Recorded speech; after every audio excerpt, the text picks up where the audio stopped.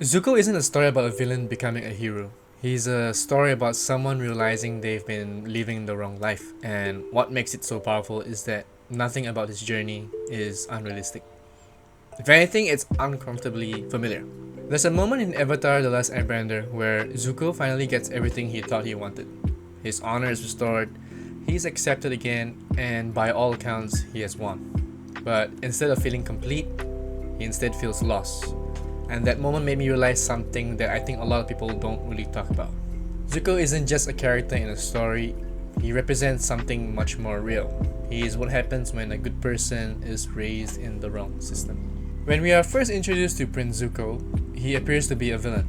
He is aggressive, impatient, and completely fixated on capturing the Avatar. Everything about him suggests that he is driven by anger and pride. But if you take a step back and look more closely, what you begin to see is not hatred, but desperation. Zuko is not chasing the Avatar because he wants power. He is chasing something far more personal. He is chasing for approval. And that approval comes from his father, no other than Fire Lord Ozai, a man who only recognizes strength and dominance. In Zuko's world, love is conditional, worth is earned, and honor is something that can be taken away. From a young age, he's taught that who he is will never be enough unless he proves himself. So he builds his entire identity around a single idea, which is restoring his honor. The problem with this idea is it was never truly his. It was given to him. It was shaped by his environment, reinforced by his upbringing, and tied directly to his need for acceptance. Over time, it stops being a goal and becomes who he believes he is. And when your identity is built on something external, something that depends on other people's validation, you will go to the extreme lengths to protect it, even if it comes at the cost of your own well-being. Zuko's story becomes even more interesting when you consider the environment he was raised in. The Fire Nation is built on the belief that power determines value, strength is celebrated, while compassion is often seen as weakness. In a system like that, it's so easy to lose yourself, and yet Zuko never fully fits into it. On the other hand, if you compare him to his sister, Azula, the difference becomes clear. Azula embraces everything the system stands for. She is precise, ruthless, and completely aligned with the values that she was raised in. Although, she was also desperate for her mother's love and acceptance. Zuko, on the other hand, struggles. He hesitates, he questions. There is a constant tension within him, as if a part of him knows that something about his world is not right, even if he cannot fully explain why. This internal conflict is what makes Zuko such a compelling character. His anger is not just plain old anger, it is a mixture of confusion. It is frustration. It is the result of trying to live up to the expectations that do not align with who he really is inside. And that is something that extends far beyond fiction. In real life, many people find themselves in a similar position. They pursue careers or sports they never really truly wanted. They live according to the expectations that they themselves did not choose, and they measure their worth based on standards that were imposed on them. From the outside, it may look like discipline or ambition, but internally, it often feels empty. And there's a special part in the series where Zuko says, "You're like my sister. Everything always came easy to her. She's a firebending prodigy, and everyone adores her. My father says she was born lucky. He says I was lucky to be born. I don't need luck though. I don't want it. I've always had to struggle and fight, and that's made me strong. It's made me who I am."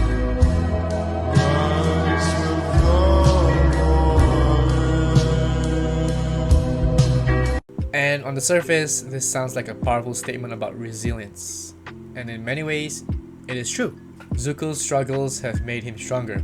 They have given him the ability to endure, to keep going even when things are difficult.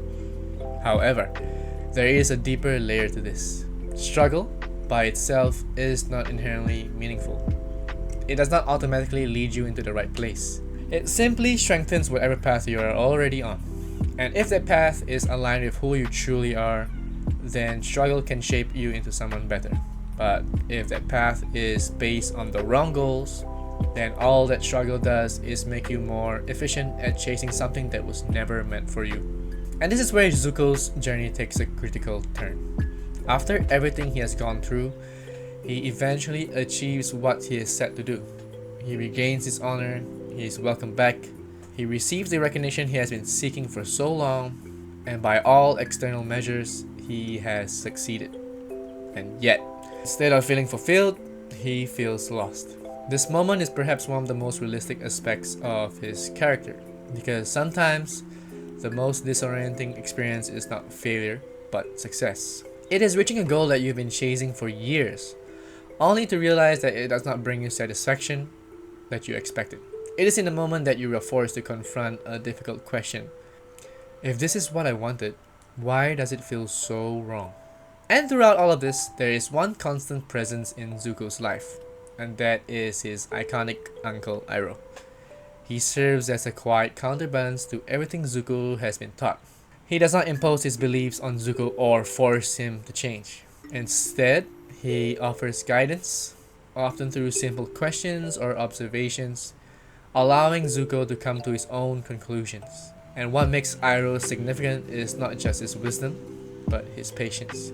He understands that growth cannot be forced. It has to be chosen by the individual himself or herself. And for a long time, Zuko is not ready to make that decision. He ignores his uncle's advice. He dismisses his perspective and continues down the path he believes he needs to follow. This dynamic highlights an important truth. Wisdom is only useful if you are willing to accept it. No matter how clear the guidance is, it cannot help you if you are not ready to question your current beliefs. And for many people, that is the hardest part. It is not the lack of information that holds them back, but the unwillingness to confront the possibility that they might be wrong. And eventually, Zuko reaches a breaking point. The internal conflict that he has been carrying for so long becomes impossible to ignore. The anger, the confusion, and the sense of emptiness all come to the surface. He begins to see his situation much more clearly. He recognizes that the version of honor he has been chasing is not something that truly belongs to him. And this realization is not easy. It comes with regret, doubt, and with the understanding that he has made choices he cannot undo. But it also creates an opportunity. For the first time, Zuko is in a position to decide for himself who he wants to be. And what follows is not a single moment of transformation, but a series of deliberate choices. He chooses to walk away from the expectations that once defined him. He chooses to reject the approval he once desperately needed.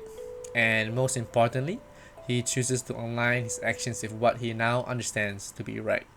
And this is what redemption actually looks like.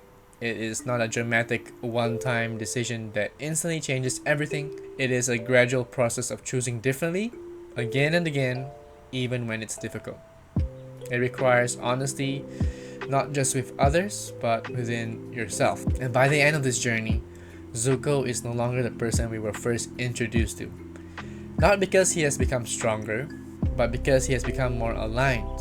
He is no longer driven by the need to prove his worth to others. Instead, he acts based on his own values, independent of any external validation.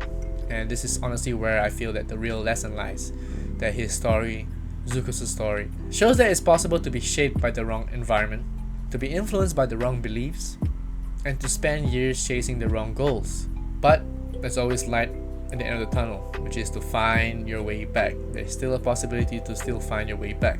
It shows that your past does not have to define your future, and that your identity is not fixed. It can always change, but only if you are willing to question it. And this goes out to anyone who feels lost or uncertain about the path that they are on. This idea can be both uncomfortable and reassuring. Uncomfortable because it forces you to examine the reasons behind your choices. Reassuring because it means you are not stuck and you are not obligated to continue down a path that no longer feels right. The question Zuko's story leaves us is not about success or failure. It is much simpler and at the same time challenging. It's this. It's time for you to look inward and begin asking yourself the big questions. Who are you? And what do you want? Because who are you? And when are you going to stop trying to be the person who you were told to be? Because sometimes the life that you're chasing is not the life you actually want. It's just the one that you were taught to pursue. And like Zuko, the challenge is not just to realize it, but to have the courage to choose differently.